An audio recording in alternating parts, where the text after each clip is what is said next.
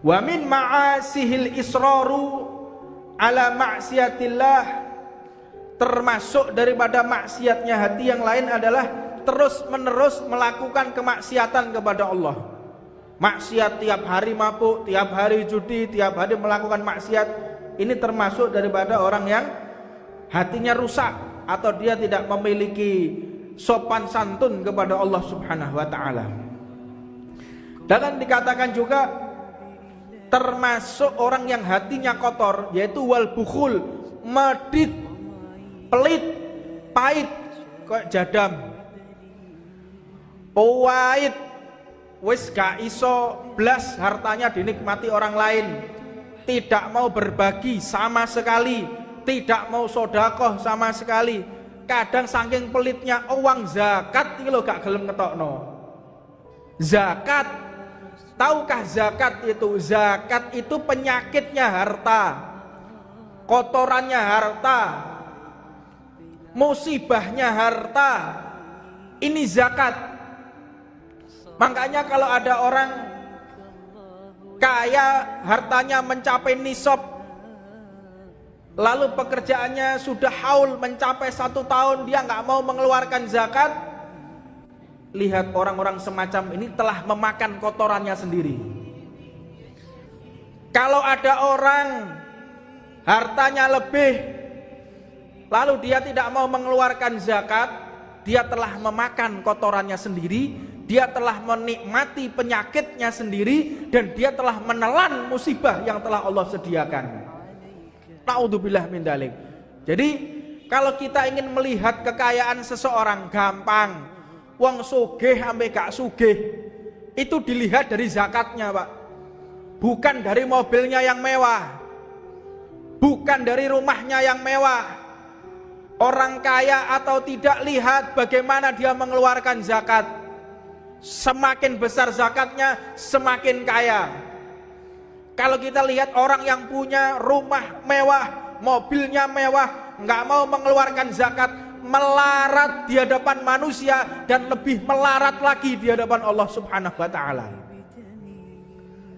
Maka berhati-hatilah kita terhadap harta kita.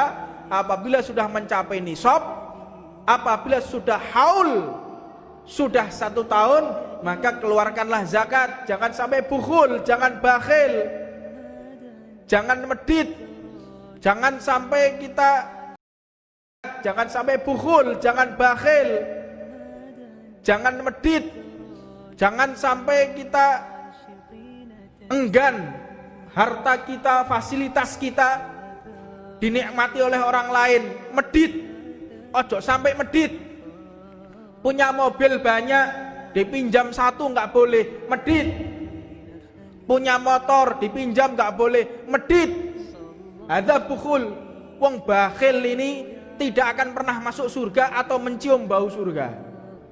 Makanya hati-hati, medit yo sing tenanan, ojo setengah-setengah, wis nemisan.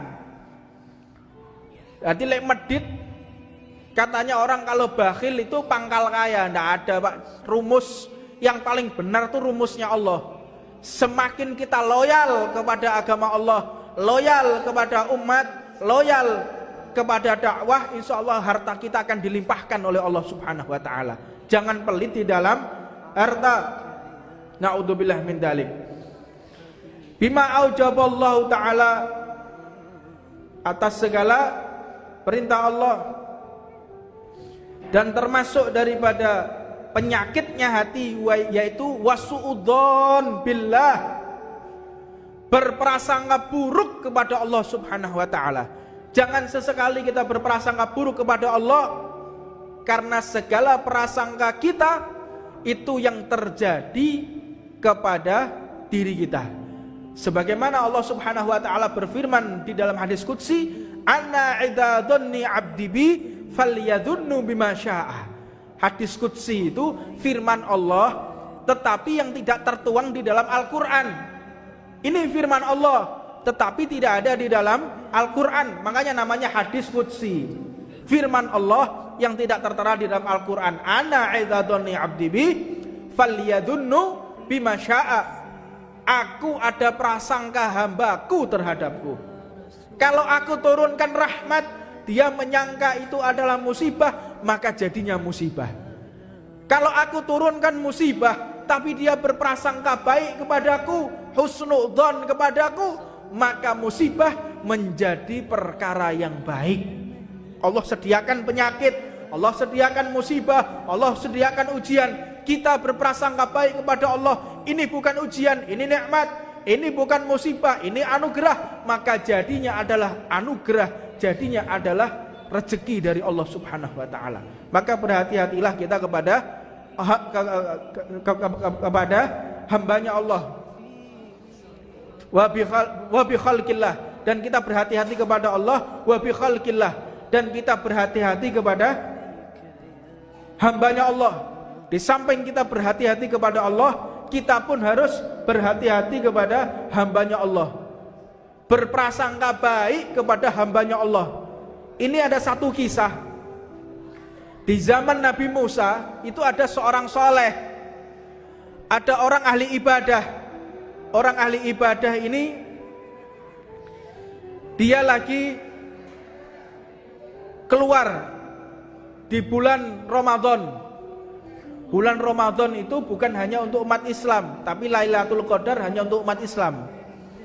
Bulan Ramadan, bulan puasa ini juga ada di bulan-bulan yang lain. Ada seseorang yang berpuasa selama 400 tahun, berpuasa selama 400 tahun, sholat malam selama 400 tahun, sujud selama 400 tahun. 400 tahun hanya beribadah kepada Allah. Di siang hari di bulan puasa, seorang abid ini, seorang ahli ibadah ini keluar. Ketika keluar, dilihat di situ ada seseorang di siang hari bulan Ramadan membawa minuman keras. Ketika membawa minuman keras, ahli ibadah ini menolehkan wajahnya. Orang ahli maksiat ini juga menolehkan wajahnya. Ahli ibadah ini memiliki karomah, keramat. Keramatnya itu sampai di atas kepalanya ada awan kemana-mana. Jadi kalau dia pergi kemanapun ada awan di atas kepalanya. Karomah, punya karomah yang besar.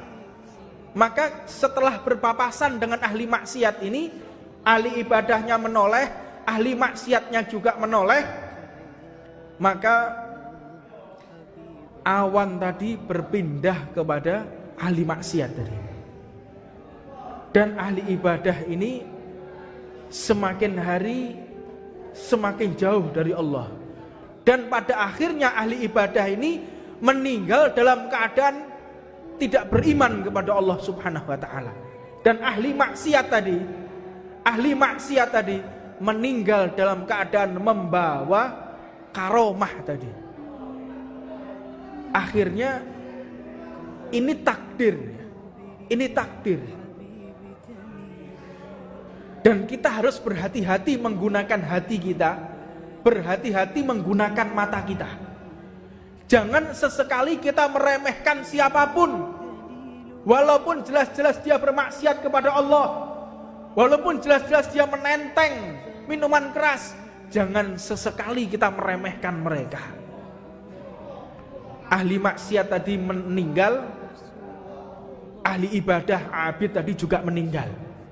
Kata malaikat, ya Allah, dia 400 tahun beribadah, dia pantas masuk surga.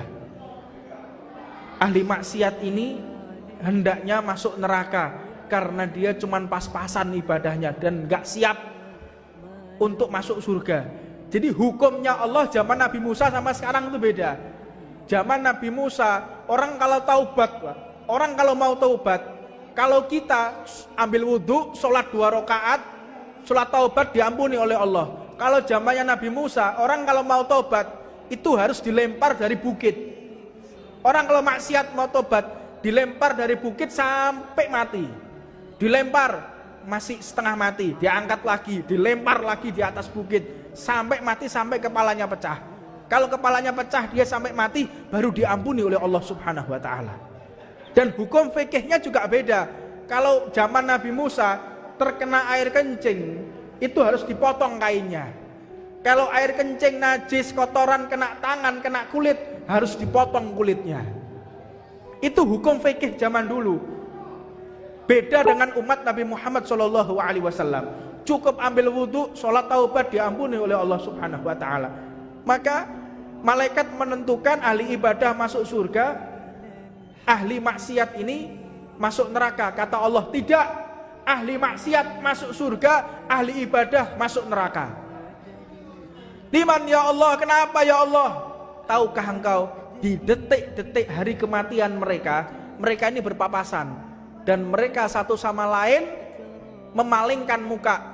Ahli ibadah ini dengan di dalam hatinya